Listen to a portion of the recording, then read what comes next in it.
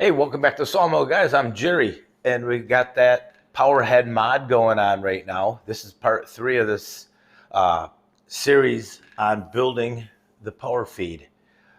I'm building this power feed with screws, and some of you have asked why. Because one, I wanted to. Two, I think the screws are a much better idea than the cables, and it's not real difficult. It's a pretty simple process. Yes, the cables are proven, but the cables do wear out. And I was having to start to adjust my head this way. The cables stretch. So I'm decided to switch it all to these threaded rods. Now, I don't have the threaded rods with me right now. The Acme rod, the stainless rods, they're at the machine shop. I'm getting journals turned on them. What this video is going to show you is what I needed to make and all the holes and the layout that I did. So, okay, guys, you'll see I put a bunch of holes in here. No, not, yeah, quite a few holes. And then the next video will probably I'll show you laying it all out and starting to assemble it. So, all right, guys, let's see how this goes.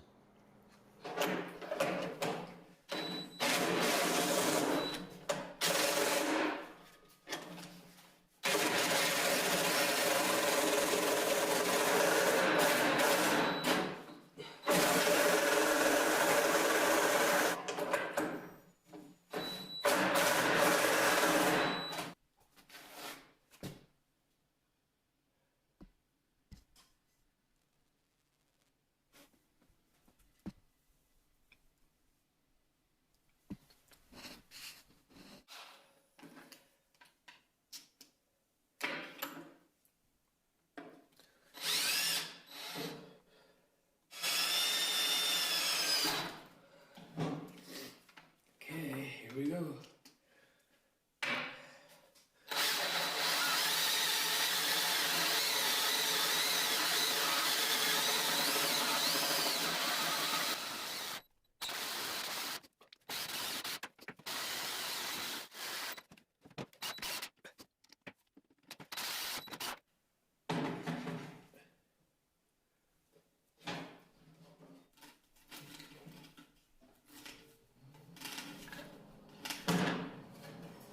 Wow.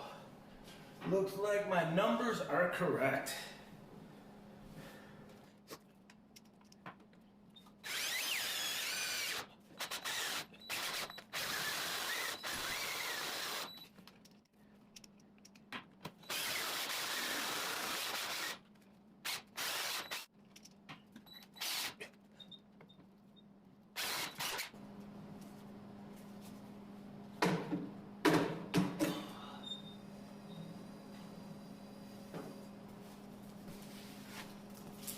There we go.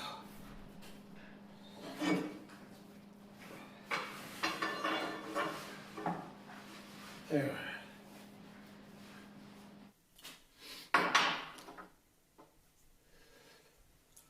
These are going to live under here, and there's plenty of clearance, so we're going to put it right there. So I have to get around this motor, up and around the motor with the chain. So I'm going to have to go from a screw to a sprocket to another sprocket back to the other screw. So I've got these marked out between the center of these, and I'm going to put it right in the center there. All right, that looks like a good spot. And we'll do the same on this side.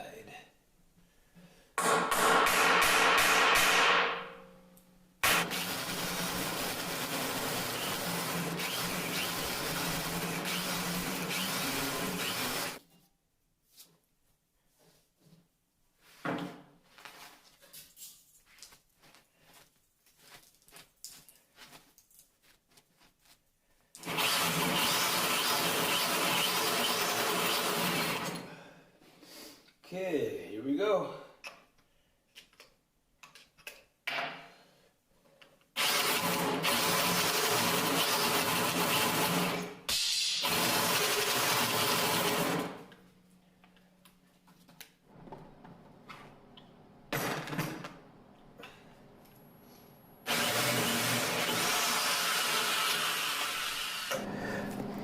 I'm going to have to grind a few notches in these flanged bearings so they can get past those bolts.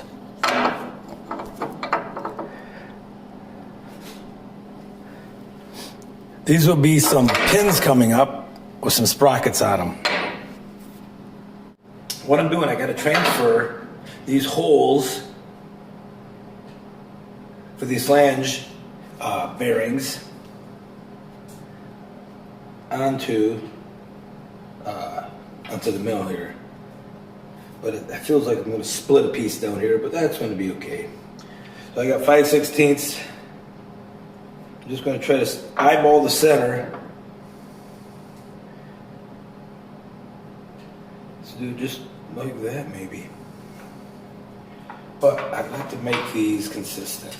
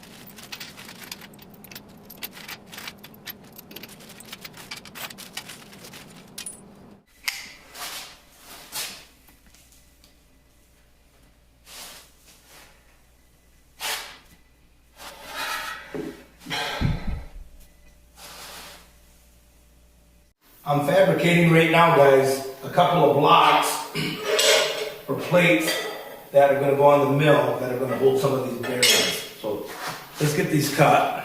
I was going to use these smaller plates, but I'm possibly going to have to chase some threads into these.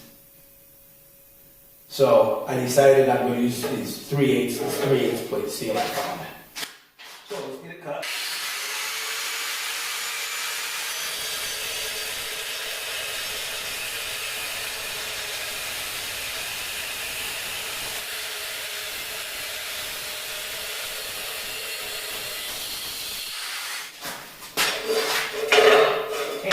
The cutoff wheel will make it.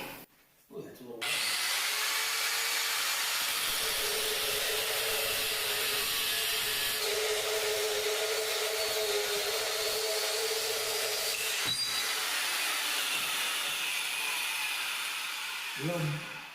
The little bugger almost didn't make it. Alright guys, I don't have 220 in my garage. I have to fire up the generator to run the little Lincoln Buzz box. I got this all set up. I'll put a couple tacks on there, make sure it fits, and show you what we're doing. So let me go get that generator fired up. Work if it's not turned on.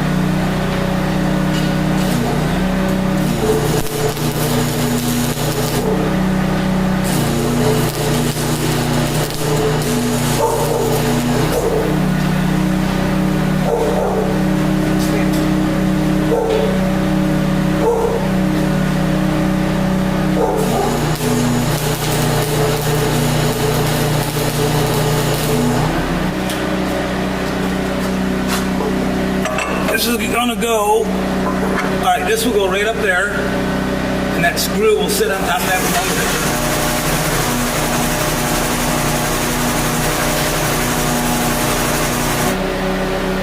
Sure isn't the prettiest of welds. Wow, looks like bird crap. So far, guys, there's only 3 things I've had to fabricate up. This piece going across here, you can see that axial pin that's going to come down. And I have a few, actually only 2 of them.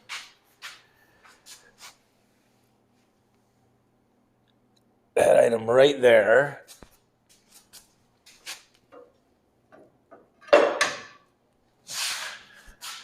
This is going to be, I got some holes drilled in there. This is what the screw will sit on. There'll be a bearing.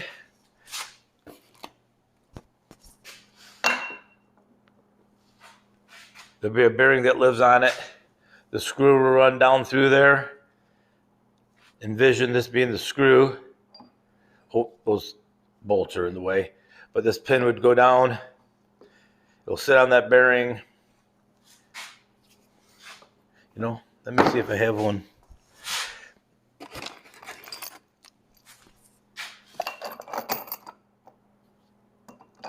This pin will go through the screw and it will sit right on there like that. It will be that flange bearing back there though. Just like that. So that will take all the axial loading for that screw.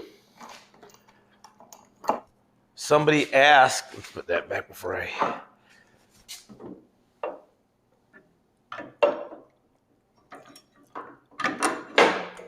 So I'll be able to run bolts through there once I figure out exactly where that needs to go. Somebody asked how I would adjust the head from side to side now with this plate right here. So once I have the holes in, if I gotta turn it a little bit, I can turn it a quarter turn at a time. And if that's not enough fine tuning, I could put shims under here. I have these 2 plates. These will live under here.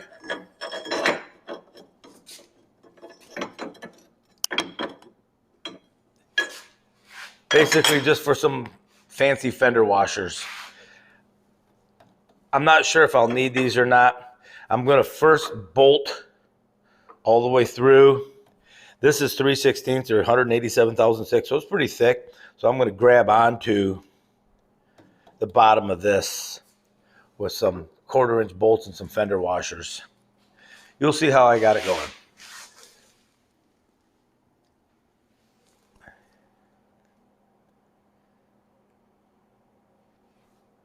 All right, guys, that will do it for this video.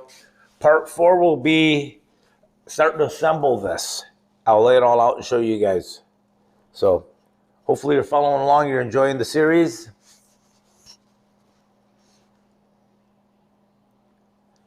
One of the videos will consist of the entire electrical system, I guess. It's gonna have to. I'm not sure exactly what I'll need, if I'll need any tensioners on these chains, and I've not built the bracket yet for this motor. I mentioned before, this motor is going to live right here. Like I said, this thread rod will go here, the little chain will go to this axle, to that axle, back to this threaded rod, and then this will drive it, this chain right here. So I'm not sure what it's going to take, you know, so that's why I haven't built the mount for that yet. I want to see once the chain's on there, the sprockets are all on, and we'll see where we go from there. So, all right, guys, thanks for coming along. Have a great day.